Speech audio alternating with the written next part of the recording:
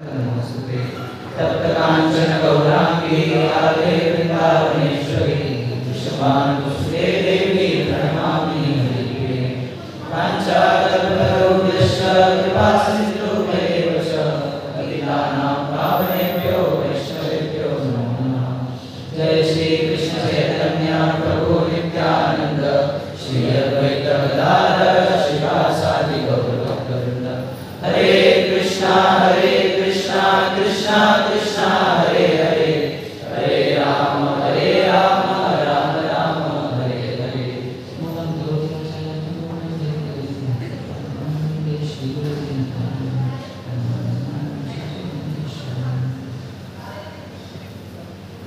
हरे कृष्ण।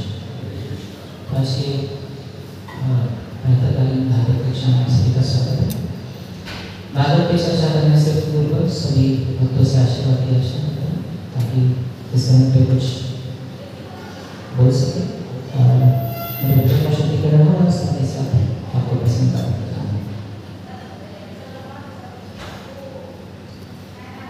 11वां स्कंद जो है उसमें ज़्यादातर उद्धव गीत का वर्णन हुआ है।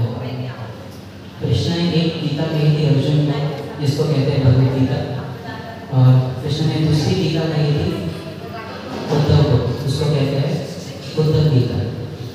तो भगवान जब भी बोलते हैं तो उनका बोलना गीत के समान होता है, और ये गीत गाया भी जा सकता है। और ये गीत हम जब कोई गीत गाते हैं, भक्ति में आने से पहले कोई भी गीत रागी गीत गाते रहेंगे तो इतना हमारा उसके मीनिंग पे फोकस होता नहीं है, उसके अर्थ पे फोकस होता नहीं है। पर जब भक्ति में आते हैं संसार दावा नागीरा लोका तो हम सोचते हैं इसका अर्थ भी बताइए, हमें इसका अर्थ जानना है। उसी प्रकार से भगवद गीता और उद्धव गीता जो है भले ही भगवान के गीत है, परंतु इन गीतों का अर्थ हमें समझना बहुत महत्वपूर्ण है। भगवान ने अर्जुन को भगवद गीता कही थी, वो केवल 700 श्लोक में कही थी, परंतु उद्धव बुद्ध गीता उससे कहीं ज़्यादा बड़ी है। और ऐसा हम देख भी सकते हैं कि अर्जुन जो थे भगवान के भक्त थे सख्य रस में, उसी के साथ साथ उद्धव भी सख्य रस में ही थे, परंतु उद्धव अर्जुन से ज़्यादा निकट थे भगवान से। और इसलिए कृष्ण ने अर्जुन को वृंदावन में भेजा था कि आप जाइए और मेरा जो संदेश है वो ब्रजवासियों को दीजिए और उनसे कहिए कि मैं आने वाला हूँ। उद्धव ने कहा था कि आप मेरा संदेश है वो दीजिए और उनको बताइए कि मैं कुछ ही समय बाद वापस लौट के आऊँगा। तो ये जो अध्याय है इसमें शुद्ध भक्ति ज्ञान एवं वैराग्य से आगे निकल जाती है। ऐसा शुद्ध भक्ति ज्ञान एवं वैराग्य से आगे निकल जाती है। अंग्रेजी में उसको लिखते हैं वो भक्ति सरपासेस नॉलेज एंड डिटैचमेंट, ऐसा लिखते हैं। ये पर्टिकुलर थीम जो है ये भागवत में कई जगहों पे आई हुई है, जहाँ पे ऐसा विवरण हुआ है कि जो व्यक्ति भक्ति योग में लगा हुआ है उसे बाकी कोई भी मार्ग अपनाने की आवश्यकता नहीं है। तो अगर हमें किसी चीज़ की वर्चस्वता दिखानी हो, किसी चीज़ की सुपेरियरिटी दिखानी हो, तो एक तरीका जिससे हम कर सकते हैं वो है कि तुलनात्मक दृष्टिकोण से देख सकते हैं कौन सा पाठ हायर है, कौन सा पाठ लोअर है। जैसे कृष्ण भगवद गीता में भी कह रहे हैं, 12वें अध्याय में कहते हैं क्लेशो अधिकतर तेषाम् अव्यक्ता सत्यचेतसाम्। अगर आप मेरे इम्पर्सनल मेरे निर्विशेष रूप पे अगर ध्यान देंगे तो फिर क्या होगा, बहुत क्लेश आएगा आपको। परंतु भक्ति योग में क्लेश नहीं है। राजविद्या राजगुह्यम पवित्रम उत्तमम प्रत्यक्षावगमन धर्म्यम सुसुखम कर्तुम्। तो भक्ति योग एक ऐसा मार्ग है जहाँ पे हमेशा सुख की उपलब्धि होती है। उसी प्रकार से यहाँ पे तुलनात्मक दृष्टिकोण से बताया गया है कि कैसे शुद्ध भक्ति है ज्ञान और वैराग्य के ऊपर है। और इस पर्टिकुलर श्लोक में कृष्ण भगवान कह रहे हैं उद्धव से कि जो मेरे प्रेम भक्ति में लगता है उसे ज्ञान और वैराग्य के को अपनाने की आवश्यकता है नहीं उसके जीवन में। और एक चीज़ देख सकते हैं हम लोग कि अभी भगवान को बताने का है अगर कि भक्ति की वर्चस्वता किस प्रकार से है, तो और एक तरीका भगवान अपनाते हैं, वो बताते हैं कि सब मार्ग जो है भक्ति पे कैसे डिपेंडेंट है, कैसे उन पे आधारित है। आप बाकी कोई भी कार्य कर लीजिए, लाइक अभी इसके नेक्स्ट ही श्लोक देखेंगे, अगर इसके अगला वाला श्लोक, यत् कर्म में यत् तपसा ज्ञान वैराग्य सर्वम भक्ति योगेन मद भक्ते लभते अन्यथा। सब कोई मार्ग है वो मेरे भक्तों को आसानी से प्राप्त हो जाएंगे, बाकी कुछ करे बिना। और एक श्लोक आता है उसके तीसरे स्कंद में, तपस्विनो दान परायशस्विनो यशस्विनो मनस्विनो मंत्रविदस्सु मंगलम क्षेमं न विन्दन्ति विनाय दर्पणं तस्मै सुभद्र श्रवसे नमो नमः। कोई भी व्यक्ति तपस्वी होने को, दान परा बहुत ज़्यादा दान दे रहा हो वो व्यक्ति होने को, यशस्विनो मंत्रविदस्सु मंगलम, उसको बहुत एक्सपर्ट हो मंत्र रिसाइट करने में, परंतु क्षेमं न विन्दन्ति विनाय दर्पणं, अगर भगवान को अर्पित नहीं करेगा अपना कार्य तो उसे भक्ति मार्ग या उसके जो भी मार्ग वो अपना रहा है उसमें उसे यश की प्राप्ति नहीं हो सकती। इसलिए भले ही ज्ञान योगी हो, भले ही कर्म योगी हो, भले ही अष्टांग योगी हो, हर किसी को भक्ति का कुछ पोर्शन रहता है जो उसे अपनाना पड़ता है अपने मार्ग में सफल होने के लिए। क्योंकि भक्ति एक ऐसा मार्ग है, एक ही ऐसा मार्ग है जो 3 गुण के बड़े हैं। ज्ञान मार्ग जो है वो सत्वगुण में है, तो इसलिए भगवान कह रहे हैं अर्जुन को भगवद गीता में दूसरे अध्याय में, त्रैगुण्य विषय वेदा निस्त्रैगुण्य भव अर्जुन निर्द्वंद्वो नित्य सत्वस्थो निर्योग क्षेम आत्मा। तो कह रहे हैं कि आप ये 3 गुण के ऊपर उठिए, पर ऊपर हम भक्ति के अलावा कोई दूसरे मार्ग से उठ नहीं सकते हैं, क्योंकि बाकी के जो मार्ग है वो इस प्रकार से जाते हैं, they are ascending process. Ascending मतलब हम अपने प्रयत्न से हम लोग भगवान को प्राप्त करने का प्रयास करते हैं, परंतु भक्ति जो मार्ग है वो एक ग्रेस का मार्ग है, कृपा का मार्ग है। श्रीराम भगवान की जय, श्रीराम की जय। तो भक्ति एक ऐसा ही मार्ग है जो एक कृपा का मार्ग है। हमने अगर ज़्यादा कुछ किया नहीं तो भी ऐसा नहीं कुछ करना नहीं है, परंतु भगवान की कृपा जो है वो बहुत ज़्यादा मात्रा में उपलब्ध है हमारे लिए। अभी हम देखते हैं ये चर्चा ज्ञान और वैराग्य के बारे में बहुत जगह पे हुई है, अलग अलग शास्त्र में, गीता में भी हुई है, भागवत में भी हुई है। पहले 6 जो अध्याय है गीता में कर्मयोग के बारे में चर्चा करते हैं, दूसरे 6 अध्याय है भक्ति योग के बारे में, बीच वाले 6 अध्याय, और आखिर के 6 अध्याय है वो ज्ञान योग के बारे में चर्चा करते हैं। और बीच में अगर 8वें अध्याय में देखेंगे तो ध्यान योग के बारे में भी चर्चा हुई है। और भागवत पुराण में भी बहुत जगह पे ये बताया गया, अलग अलग प्रोसेस के बारे में बताया गया। फिर उसके बाद ये भी कहा गया है कि भक्ति कैसे सर्वोत्तम मार्ग है। तो भी हमें ये प्रश्न एक उठ सकता है मन में कि आजकल के ज़माने में ये ज्ञान और वैराग्य, ज्ञान और वैराग्य ये कौन प्रैक्टिस कर रहा है? सब लोग तो इंद्रिय तृप्ति में ही लगे हुए हैं। ज्ञान और वैराग्य प्रयास करने वाले या अभ्यास करने वाले कुछ लोग है क्या इस जगत में? हाँ है, आज इस जगत में भी ज्ञान और वैराग्य अभ्यास करने वाले लोग हैं। इसलिए श्री प्रभुपाद के प्रणति मंत्र में हम कहते हैं निर्विशेष शून्यवादी पाश्चात्य देशधारणिक। अभी भारत भी पाश्चात्य की तरह हो गया है। तो निर्विशेष मतलब क्या? ज्ञान मार्ग। और फिर क्या? शून्यवाद। शून्यवाद में विरक्ति चाहते हैं, वो सभी चीज़ों से विरक्ति, नहीं कुछ नहीं, नेति इस प्रकार से। आज भी हम देखते हैं इस जगत में बहुत सारे लोग हैं अपने ही हिसाब से गीता पे, भागवत पे अपना कमेंट्री लिखते हैं। जैसे एक व्यक्ति है, उसने एक किताब लिखी है माय गीता। माय गीता मतलब मुझे क्या लगता है गीता के बारे में। इसलिए श्री प्रभुपाद जी ने कहा भगवद गीता यथा रूप एज इट इज मतलब जैसे कृष्ण ने बोली है वैसे मैं आपको कह रहा हूँ। हाल ही में हमारे एक स्टूडेंट सेंटर में एक व्यक्ति आए थे, बोले कि आपके पास गीता है क्या? अरे हाँ है हमारे पास गीता। उसे दिया वो गीता, और उसके बाद उस व्यक्ति ने कहा कि हमें है ना एक कमेंट्री लिखना है गीता पे।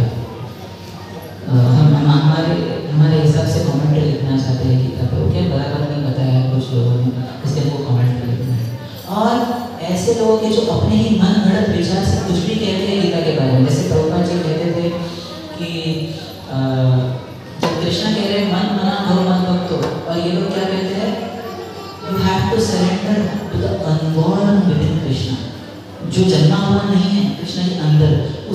इससे आपको शरणागत लेनी है। तो भगवान बोले कृष्णा बोल रहे मन मना मतलब मेरी शरण लो, तो अनुभव कौन आएगा बीच में? तो आज भी ऐसे लोग हैं जो आम जनता को अलग अलग मार्ग में भ्रमित करते हैं, ज्ञान के मार्ग में भ्रमित करते हैं और सोचते हैं कि यही सही तरीका है। हम लोग अपनी बुद्धि से ज़्यादा जब बुद्धि हो जाती है, जब इंजीनियरिंग करते हैं, उसके बाद PhD करते हैं, सोचते हैं कि हमारा बहुत अच्छा कॉलेज है, उसके बाद मैं तो कुछ भी व्याख्यान कर सकता हूँ। तो सार्वभौम भट्टाचार्य को भी वही लगा था, वो सोच रहा था कि नहीं किधर लिखा हुआ है कलयुग में अवतार है, किधर लिखा हुआ है, सार्वभौम भट्टाचार्य ने कहा। परंतु तब तक उसे कृपा प्राप्त नहीं हुई थी। कृपा जब प्राप्त हो गई तब फिर समझ में आ गया कि श्री चैतन्य महाप्रभु ये पूर्ण पुरुषोत्तम भगवान है। तो इस प्रकार से कुछ लोग ज्ञान के मार्ग में अग्रसर हो रहे हैं। अभी वैराग्य के मार्ग में भी लोग जाते हैं। बहुत कुछ लोग जो होते हैं वो अलग अलग प्रकार के ऑस्टेरिटीज को कहते हैं, मतलब तपस्या, हाँ तपस्या अभ्यास करते हैं। जैसे कोई केंद्र में वो होते हैं 7 दिन का कोर्स करेंगे, वहाँ पे 1 दिन में केवल आपको 1 गाजर खिलाया जाएगा, बस 1 गाजर और पानी, बस और कुछ नहीं। और फिर जब वहाँ से बाहर निकलते तो क्या होता है, सभी जो फूड स्टॉल्स रहेंगे ना, सभी जो खाने के रहेंगे, सभी इसमें जाएंगे और सभी इसमें आनंद अनुभव करने का, भोग करने का प्रयास करेंगे। तो इसलिए तात्पर्य में यहाँ पे कह रहे प्रभुपाद जी के शिष्य कि भक्ति मार्ग को छोड़ के अगर हम ज्ञान और वैराग्य को अपनाने का प्रयास करेंगे तो वो स्थिर नहीं रहेगा, हमारे जीवन में स्थिर नहीं होगा। जैसे कुछ लोग होते हैं, उनको कभी एकदम से अचानक से उनको विरक्ति आ जाती है और अचानक से बोलते हैं। जैसे हाल ही में एक व्यक्ति से मैं बात कर रहा था, तो वो मुझे पूछ रहे थे कि मुझे ये पर्टिकुलर परीक्षा की अभ्यास करना है, ये पर्टिकुलर परीक्षा का अभ्यास करना है। बोला करो, बहुत अच्छा है, आप कीजिए उसका अभ्यास। फिर जब नहीं बोले उसमें ये भी प्रॉब्लम है, वो भी प्रॉब्लम है, बोला नहीं करना चाहिए, कोई प्रॉब्लम नहीं है। फिर उसके बाद कुछ दिन के बाद उस लड़के का मुझे एक मैसेज आया, बोले प्रभु जी वो सन्यासी बनने के लिए इस्कॉन में क्या प्रोसीजर है, मुझे बताइए। मैं बोला कि सन्यासी बनने के लिए तो बहुत बड़ा प्रोसीजर है। तो बोले मुझे बनना है सन्यासी। बोला कि पहले आपको ब्रह्मचारी बनना पड़ेगा। बोले ब्रह्मचारी बनने के लिए क्या प्रोसीजर है, मुझे बताइए कुछ इसके बारे में। तो मैं सोच रहा था कि ये आ रहा है, इसमें विरक्ति आ रहा है, कुछ दिन के बाद क्या होगा, फिर से विरक्ति चला जाएगा। अभी माला एक भी माला नहीं कर रहा है हरे कृष्ण नाम से, परंतु एकदम से डिटैचमेंट आ गई हृदय में। एक बार मैं इधर तो जा रहा था ऑटो से, तो ऑटो वाले ने पूछा कि आपका बहुत से क्या करते हो मंदिर में? बोला हम सेवा करते हैं मंदिर में। और फिर खाने का क्या? बोला मंदिर में खाना होता है, प्रसाद देते हैं प्रसाद। बोले रहने का क्या? बोले मंदिर में आश्रम में रहते हैं हम लोग। ये तो बहुत अच्छा है, मुझे भी पता ना कैसे ज्वाइन करना है, घर से बहुत परेशान हो गया हूँ, मुझे आपके मंदिर में आके रहना है। तो कहेंगे ऐसा ना, तो एक भक्त ऐसा है, प्रभु जी घर में बहुत परेशानी हो रही है, क्या कहते मुझे घर छोड़ना है। मैं आप आइए, आप पहले थोड़ा ट्राई करके देखिए, 2 महीने आइए, रह के देखिए। 7 दिन रहे, केवल 7 दिन। और उसके बाद मैं प्रभु जी बहुत कृष्ण कृष्ण हो रहा है यहाँ पे, इतना कृष्ण को मैं हैंडल नहीं कर सकता, बहुत परेशानी हो रही है मेरे जीवन में, बोले जाता हूँ मैं घर वापस जाता हूँ। तो भक्ति मार्ग को छोड़ के अगर हम ज्ञान और वैराग्य का अनुकरण करने का प्रयास करेंगे तो हमारे हृदय में स्थिर नहीं रहेगा। तो इसलिए ज्ञान और वैराग्य की जरूरत है कि नहीं है? जरूरत तो है, भक्ति में भी जरूरत है, परंतु हमारे आचार्य में कहते हैं, जैसे अगर हम भक्ति रसामृत सिंधु देखेंगे तो श्री रूप गोस्वामी कहते हैं कि ज्ञान और वैराग्य ये भक्ति के अंग नहीं है। अगर भक्ति के अंग नहीं है तो प्रैक्टिस करने की क्या जरूरत है?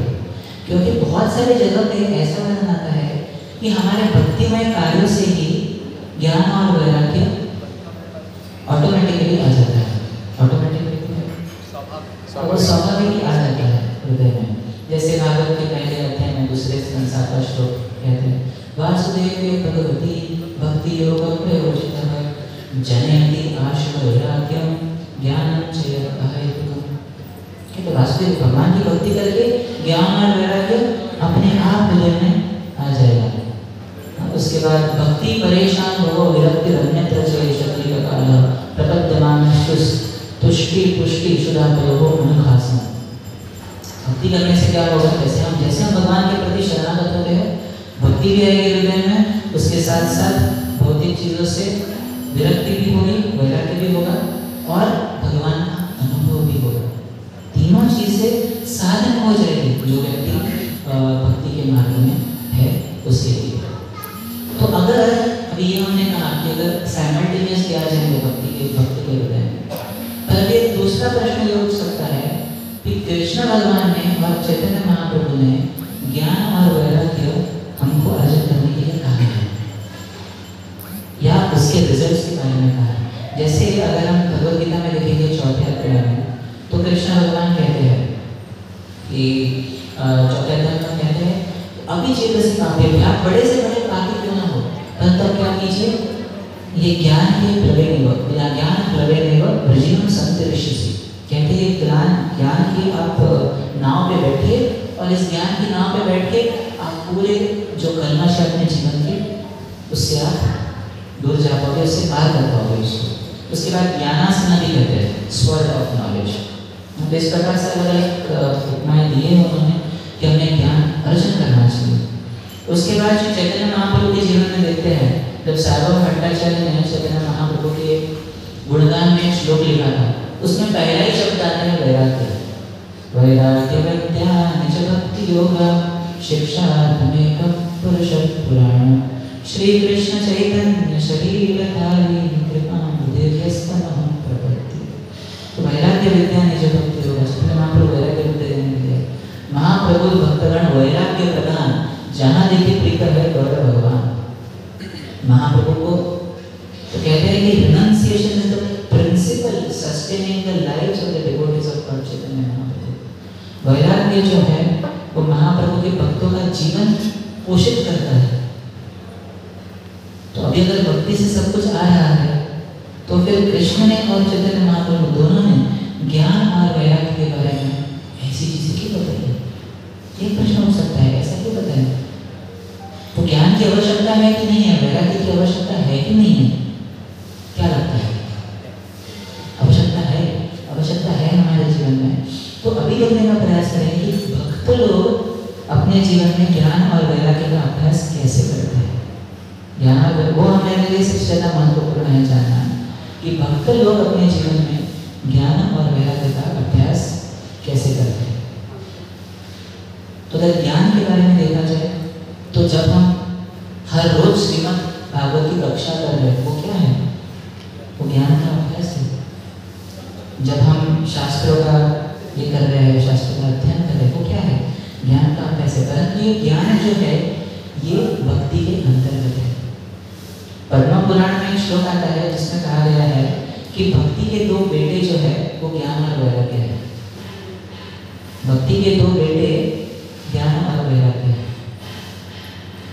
तो अगर माता पिता नहीं है, अगर माता नहीं है, तो बच्चे क्या हो जाएंगे? अनाथ बन जाएंगे, अनाथ बन जाएंगे। तो भक्ति के बिना अगर ज्ञान और वैराग्य का हम लोग पालन कर जाएंगे तो वो किधर भी नहीं, वो अनाथ की तरह हो गया।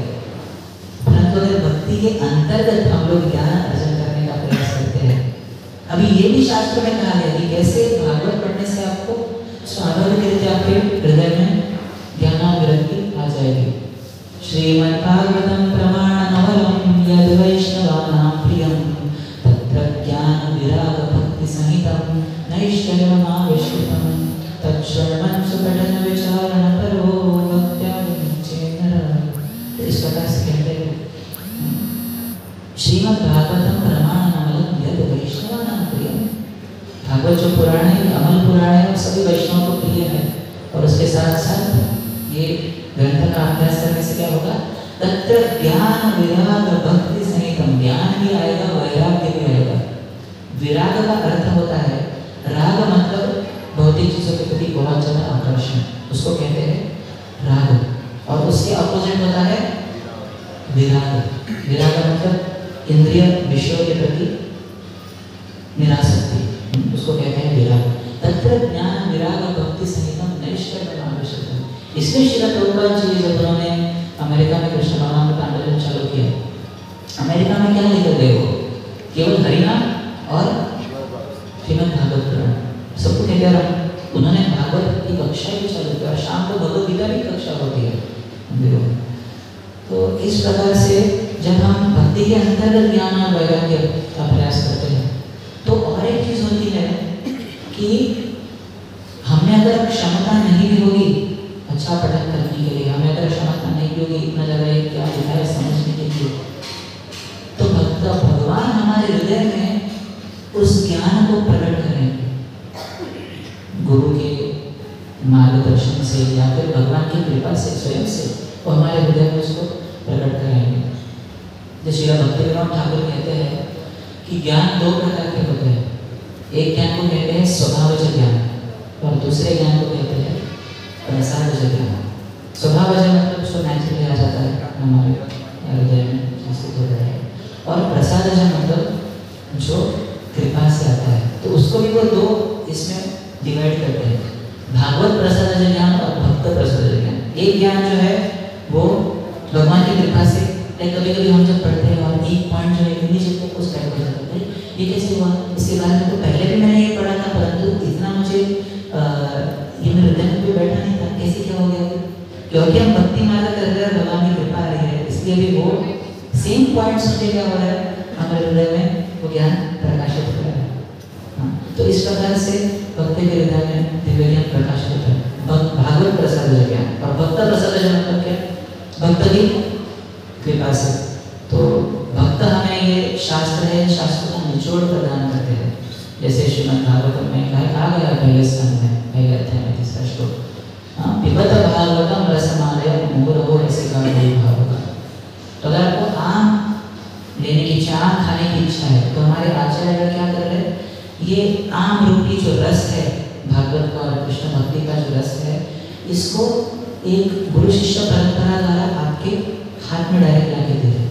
और केवल आम नहीं दे रहे आपको, आम का जूस निकाल के दे रहे हैं आपको, उसमें दूध डाल के और उसको गर्म डाल के और छोटे छोटे आम के जो पीसेस होते हैं वो भी डाल के, तो वो हमारे आचार्य हमको प्रदान कर रहे हैं। तो जब ये प्रदान कर रहे हैं तो वो भक्त प्रसाद ज्ञान हो गया, जो भक्त हमको अपनी कृपा से प्रदान करता है।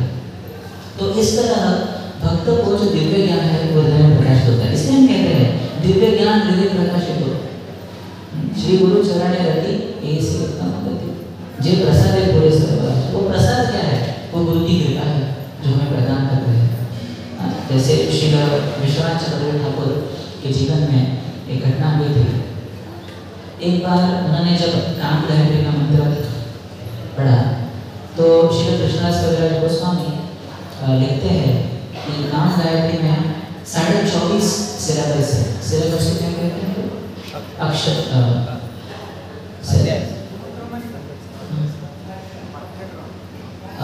No 24 syllabus. जैसे अभी ये श्लोक है सपोज तस्मात् भक्ति अंजस्य, तो ऐसा करके 24.5 बोले, 24.5।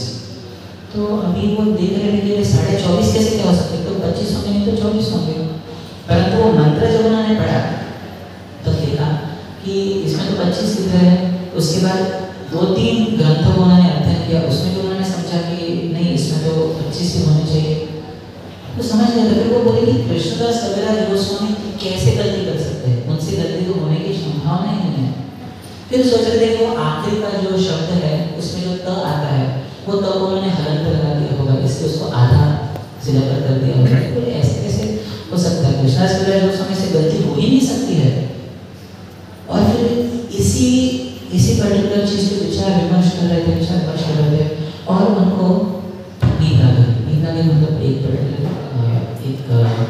विमान में चले गए थे और उनके विजन आए और उनके विजन और उनके दृष्टि में श्रीमती राधा रानी है और उन्होंने कहा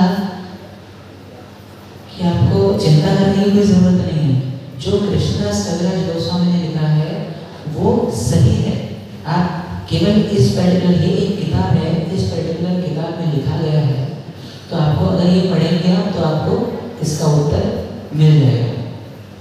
तो फिर विश्वनाथ चक्रवर्ती ठाकुर ने वो किताब पढ़ा और वो किताब में उन्होंने देखा तो उन्होंने कहा था कि अगर वी के पहले य आता है तो फिर उसको आधा सेवा बनाना चाहता है। तो इस प्रकार से विश्वनाथ चंद्र ठाकुर को जो ज्ञान है वो क्या हुआ, हृदय में प्रकाशित हो गया। श्रील भक्तिसिद्धांत सरस्वती ठाकुर उनके एक शिष्य थे, उनको कुछ पढ़ना लिखना जानते नहीं थे वो, परंतु इतने प्रगाढ़ हो गए थे वो क्योंकि हर रोज श्रील सरस्वती ठाकुर से श्रवण होते थे। और एक बार बहुत बड़े सन्यासी आए और कहे, श्रील सरस्वती ठाकुर के शिष्य थे, और उनसे कहे कि मुझे कुछ प्रश्न है तो आप कृपया करके मुझे उत्तर दीजिए। और श्री सरस्वती ठाकुर ने कहा कि ये जो गार्डन है ना, ये जो माली है, इसको जाके पूछिए।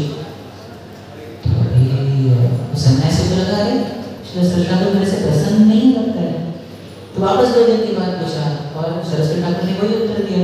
फिर से 4 दिन बाद पूछा, वही उत्तर मिला। फिर वो सन्यासी थोड़े से दुखी हो गए, बोले गुरुदेव मैंने कुछ त्रुटि की क्या अपने जीवन में, मैंने कुछ गलती की, कृपया करके बताइए मुझे कुछ क्या भूल हो गई मुझसे जिससे आप मुझे बता नहीं रहे। तो फिर वो कहे वो माली को बुलाओ, वो माली को बुलाइए। उन्होंने माली को बुलाया और बोले आपके क्या प्रश्न है बता। तो उन्होंने उनको प्रश्न किया, और जैसे वो प्रश्न हुआ वैसे ही श्री सरस्वती ठाकुर ने माली से पूछा इसका उत्तर बताइए। और जैसे ही माली ने उत्तर देना चालू किया, जो भी कुछ प्रश्न थे उस सन्यासी के सभी का उत्तर उन्हें मिल गया, एक ही प्रश्न के उत्तर में। फिर श्री सरस्वती ठाकुर ने कहा कि ये मेरे प्रवचन जो है बचपन से सुनते आए हैं और इसने मेरी असीम कृपा प्राप्त की है, असीम कृपा प्राप्त की, इसलिए ये सब कुछ ग्रहण कर सकता है। उसी प्रकार से हम देखते हैं साउथ इंडियन ब्राह्मण जो था, दक्षिण भारत का जो ब्राह्मण था, उसको पढ़ाई आता नहीं, वो गीता को उल्टा रख के पढ़ाई कर रहा था। इससे क्या मिलेगा, क्या ज्ञान अर्जन होगा। परंतु चैतन्य महाप्रभु ने वो ज्ञान वाले पंडितों को कृपा का वर्षाव किया नहीं, भले ही उनमें बहुत ज्ञान था, 700 श्लोक जानते होंगे पूरे भगवत गीता के। वो दक्षिण भारत का ब्राह्मण था, उसको एक भी श्लोक पता नहीं था, भगवत गीता कैसे पढ़ते हैं वो भी पता नहीं था, परंतु क्योंकि उसका भाव सही था वो दिव्य ज्ञान उसके हृदय में प्रकाशित हो गया कि ये भगवान कृष्ण जो है वो अपने सारथी अर्जुन का रथ जो उसको चला रहे, कितने भक्त वत्सल है भगवान। जो भाव उसके हृदय में जब प्रकट हो गया तब चैतन्य महाप्रभु को समझा ये व्यक्ति है, इसको कृपा बरसानी चाहिए। तो बाकी के पंडितों को चैतन्य महाप्रभु ने देखा तो नहीं, परंतु इस ब्राह्मण को आलिंगन किया और इससे अपना असली स्वरूप दिखाया, इसे अपना कृष्ण का स्वरूप दिखाया। आई गेस 400 फॉर्म ने दिखाया दक्षिण भारत के ब्राह्मणों को। तो इस प्रकार से ज्ञान और वैराग्य भक्ति के जीवन में स्वाभाविक है आ जाते हैं उसके भक्ति के प्रयास से। परंतु और एक चीज श्री रूप गोस्वामी कहते हैं भक्ति रसामृत सिंधु में, वो कहते हैं कि शुरुआत समय में ज्ञान और वैराग्य भक्तों को मदद कर सकते हैं उसके भक्ति में स्थिर होने के लिए। अगर मान लीजिए हम लोग कृष्ण भावनामृत में आए और हम सोचेंगे कि कुछ नियम नहीं है, आपको जो करना है वो करो, तो समस्या कुछ है।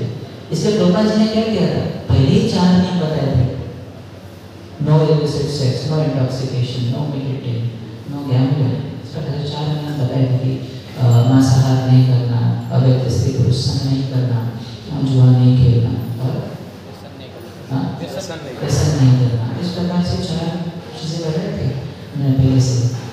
तो शुरुआत में बहुत आवश्यकता है कि हम लोग इंद्रिय तृप्ति से दूर हटेगा, इंद्रिय तृप्ति से दूर नहीं हटेंगे तो भक्ति में कार्य में लगेंगे कैसे। तो इसलिए भगवद गीता में कृष्ण भगवान कह रहे हैं दूसरे अध्याय 59 वर्ष, विषयानि वर्तन्ते निरहारस्य देहिनां रसोवर्जं रसोत्यस्य परं दृष्ट्वा निवर्तते। अगर आपको परम दृष्ट्वा निवर्तते, आपको हायर टेस्ट चाहिए तो क्या करना पड़ेगा, विषयानि वर्तन्ते निरहारस्य देहिनां, पहले वो इंद्रिय तृप्ति से थोड़ा विरक्ति लानी पड़ेगी, थोड़ा दूर होना पड़ेगा।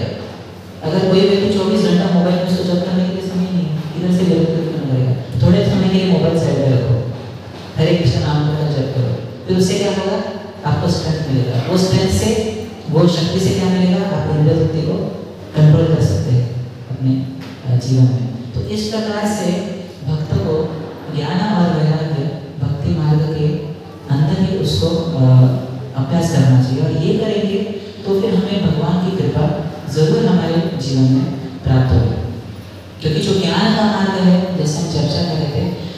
का मार्ग एक प्राप्ति का मार्ग है, मुझे कुछ को अटेन करना है, और भक्ति का मार्ग जो है वो उपलब्धि का मार्ग है। ये ब्रह्मा जी स्वयं जिनका शरीर जो है, शरीर किससे बना हुआ है? बुद्धि से बना हुआ है, ज्ञान से बना हुआ है, परंतु उन्होंने अपने पूरे ज्ञान से क्या किया? केवल कृष्ण को एक छोटा बालक समझा अपने ज्ञान से। मान लीजिए जिसका पूरा शरीर बुद्धि से बना हुआ है, उसकी बुद्धि भ्रमित हो गई, उनकी बुद्धि भ्रमित हो गई। लेकिन हमारी क्या बुद्धि है? इसलिए प्रभुपाद जी बहुत जगह पे कहते हैं poor fund of knowledge, poor fund of knowledge, मतलब उनका सोर्स नॉलेज का बराबर नहीं है।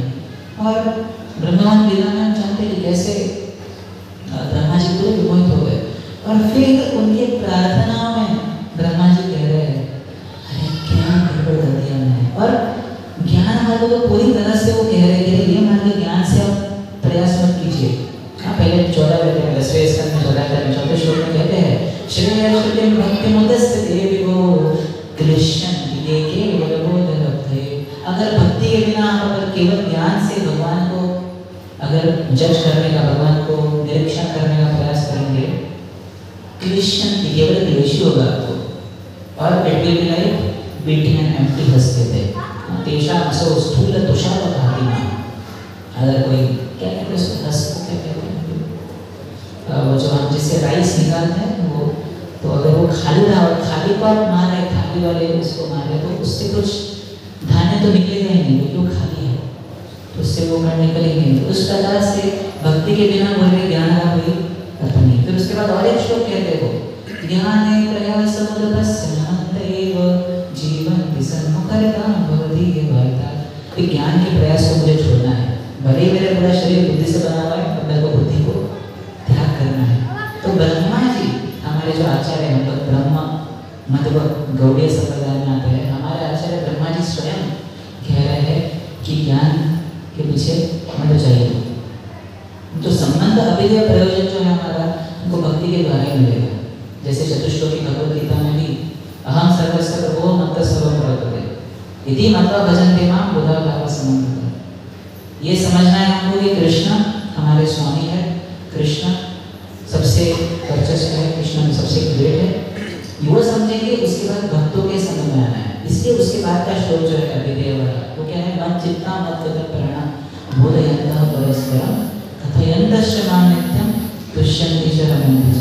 भक्तों के संग में आना है, भक्तों के संग में चर्चा करनी है। जैसे भागवत कक्षा हम लोग करते हैं, जैसे साथ में आके हम लोग वचन सुनते हैं, या हम लोग किसी भक्ति में जीवन के बारे में सुनते हैं, तो वो करना चाहिए। फिर उसके बाद क्या होगा? उसका नेक्स्ट श्लोक है तेषां सततयोगिनानां भजतां प्रीतिपूर्वकं ददामि बुद्धि योगम। बुद्धि योग आता है यहाँ पर इसको, तो बुद्धि और ज्ञान भगवान हमें प्रदान करते हैं अगर हम भक्ति में लगे रहे तो।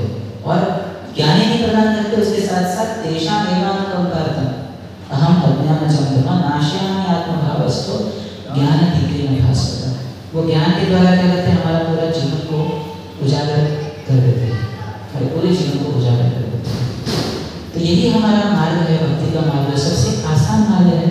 और इतने सारे भक्त क्यों ना हो, और जिन्होंने परफेक्शन अटेन किया है वो भक्ति के मार्ग से अटेन किया है। शौबरी मुनि जो थे, बहुत बड़े विरक्त योगी थे, वो तो पानी में गए थे तपस्या करने के लिए, तो हुआ क्या?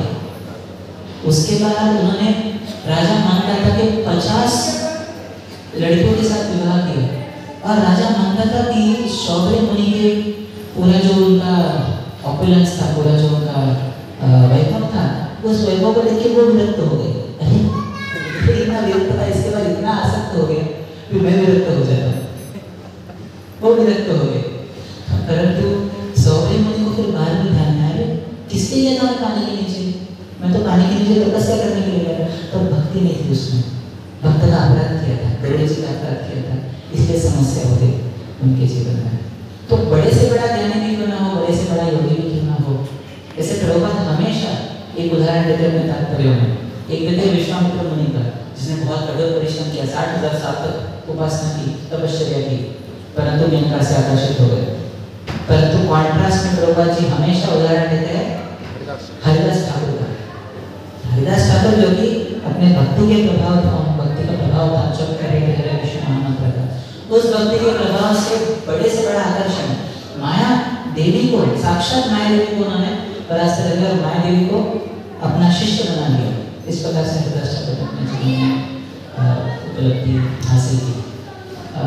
तो इसलिए हमें भक्ति मार्ग में ही लगे रहना है और इस मार्ग में लगे रहेंगे तो ज्ञान वैराग्य के साथ साथ सब कुछ हमारे जीवन में अर्जन हो जाएगा। और श्री प्रभुपाद के जीवन में वही देखते हैं। प्रभुपाद का नाम बड़े भक्ति वेदांत था, परंतु प्रभुपाद जी अपने ज्ञान पे कोई गर्व नहीं था उनको। प्रभुपाद जी क्या कहते थे? भक्ति नाही वेद नाही नाय को बदलो, भक्ति वेदाना मेरे सार्थक करो, बड़ो कृपा करे कृष्ण अधमेर प्रति, किलाइया मेरे करो बड़ो कृपा बोले कृष्ण। कृपा कृष्ण की कृपा पे अपना पूरा फोकस कर। और उसी गीत में कुछ भागवत के पहले संत श्लोक लिखते हैं, शृणोता सोता कृष्णा पुण्य श्रवण कीर्तनम हृदयंतस्थो ये भगवानी विधुनोते सुरक्षता। मैं तो कुछ नहीं हूँ, पर आपका मैसेज जो है, आपका जो नॉलेज है, आपने जो दिया हुआ ज्ञान है, उससे क्या होगा, उस पर मुझे पूरा विश्वास है और इस विश्वास के साथ मैं जा रहा हूँ। और प्रभुपाद जब गए अमेरिका में तो इतिहास निर्माण कर दिया, इतिहास निर्माण कर दिया जो हर एक प्रकार से, वो तो अभी अमेरिका में हिप्पी लोग जो थे बाहर एक दूसरे से विरक्त थे, अपने घर से विरक्त हो गए थे, पर एक दूसरे चीज से आ सकते थे, परंतु उनको प्रभुपाद ने राइट वे उनको जीवन में लगाया। तो भक्त के जीवन में अगर हमें वैराग्य का ये करना है, हम लोग उसी के साथ समाप्त करेंगे। भक्त के जीवन में अगर हमें वैराग्य का अभ्यास करना है, एक प्रकार हो सकता है कि हम जो चीज़ें हमारे लिए जो हमारे भक्ति के अनुकूल नहीं है उससे दूर रहे, और दूसरा चीज़ जो हमें रूप गोस्वामी ने दिया है जिनका प्रभाव था, और वह है युक्त वैराग्य। प्रभुपाद ने यही प्रॉब्लम है, ज्ञान में प्रॉब्लम है कि हमारा फोकस जो है कृष्ण में नहीं होता है, वो मैटर और स्पिरिट, जड़ और चेतन, इसमें डिफरेंशिएट करने में हमारा समय चला जाता है, वो ज्ञान का प्रॉब्लम है। और वैराग्य का प्रॉब्लम है कि आपका फोकस होता है जिस चीज़ को मुझे त्याग करना है, इसलिए वैराग्य हमारे हृदय को कठोर बना लेता है। तो भी हृदय को कठोर नहीं बनाना है, तो भी वैराग्य हमको मार्ग अपनाना है, तो कैसे अपनाना चाहिए? वो युक्त वैराग्य के द्वारा।